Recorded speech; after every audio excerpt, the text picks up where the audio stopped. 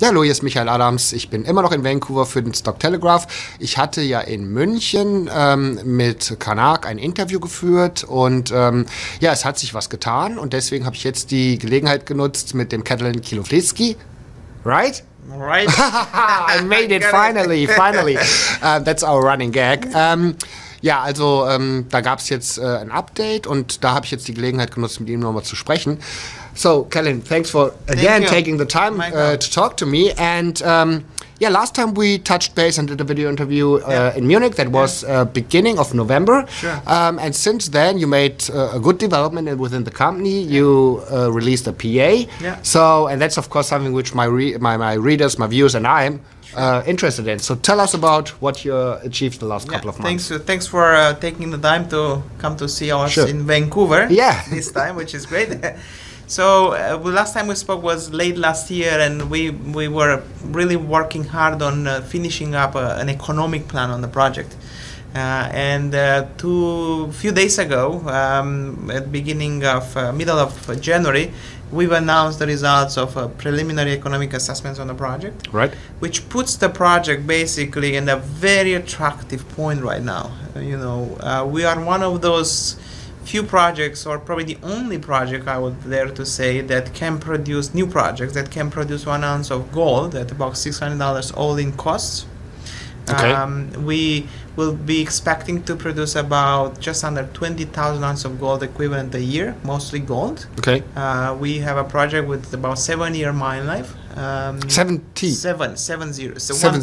Just 7. Wow. 7-year mine life. And the resource that we've published is about 2/3 of it indicated, so that provides investors a higher degree of confidence, of course. And we can do all that with about $7 million of capital, which is great. We expect to be in production about 6 to 9 months. Just to remind your investors and your viewers that both the project and the mill we have access to, they are fully permitted. Right. So, you know, this is just a matter of securing the funding and get going. Right. Very recently, we've hired a very experienced general manager in Mexico. He's now running our Mexican operation. Okay. He is the general manager of a mine that's known. It's called La Negra mine in Mexico, in Querétaro state. It's a very, very low-cost mine in Mexico. Is La Negra the one which was owned by Orcana? Exactly. Oh, okay. So you're familiar with that man too, right? We are familiar with that man too. I'm familiar. I worked with him for about 2.5 years. Right. And this is the beauty. I mean, in this market, we got to pick from the best. And you know, the reason why he became available is because, unfortunately, that project is now owned by the bankers. That loan that was done by Orcana, which put the company down, basically, didn't go well. And then there's now own the project, and in that process, a lot of people were let go, including the general manager. And the general manager is the guy that's built that project from an 800-ton-a-day care and maintenance operation to a 3,300-ton-a-day operation, all within 8 years and organically. There was no money invested outside of what the project has generated in that. So it's a very good track record.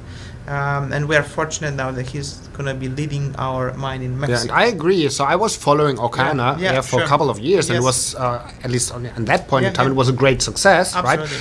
But then, with the finances, in this market environment, you can't even really blame them.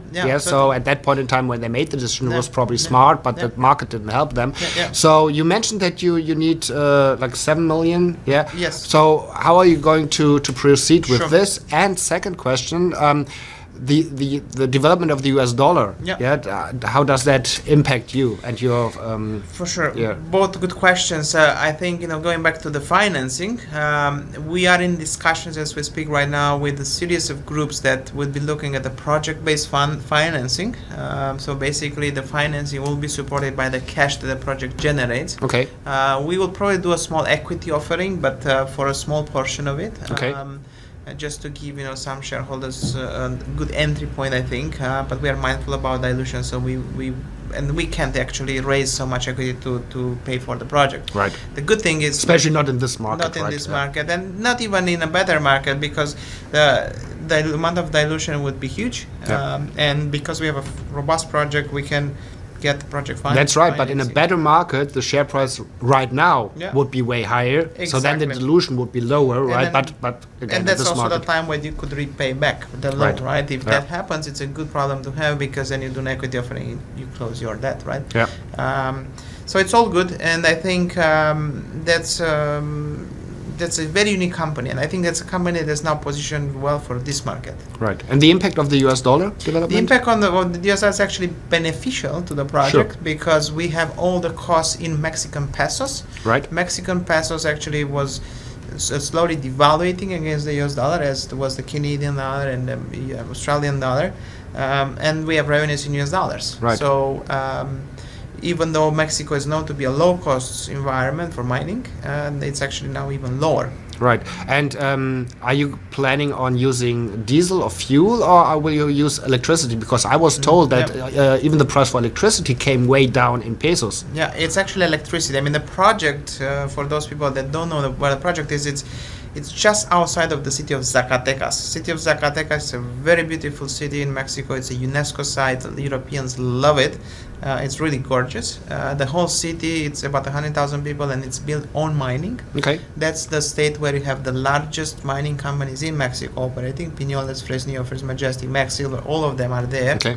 It's the best location for mining. And as a result of that, you have power, water, infrastructure within your reach. Yeah, sure. You know, we will have electricity coming from the city, basically, right? Oh, that's great. So, and it's a good cost. I mean, it's a low cost of electricity. We're paying probably in the range of 6 to 7 cents per kilowatt hour, which is great. Okay. And when we were preparing for this meeting, you told me that tomorrow you're going to Mexico. So you go to the project, and I was told you take an investor or a couple of investors with you to show off the project. But what else are you going to do down there? For sure. I mean, I'll be heading out to Mexico for the rest of this week, so we'll be there for about 4 or 5 days. We also have a group of investors coming to see the project for due diligence and you know, just to get familiar with the project.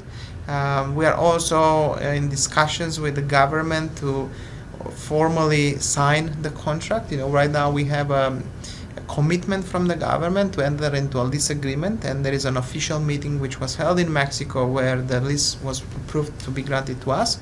We are in the final stages to sign the final piece of paper, basically, to get it all done, right? Okay, so sounds you're going down not for vacation, as I was thinking, looking at the Vancouver weather, so it's real work. Okay. Yeah, it's real work, and it's not by the sea, it's not by the beach, for sure.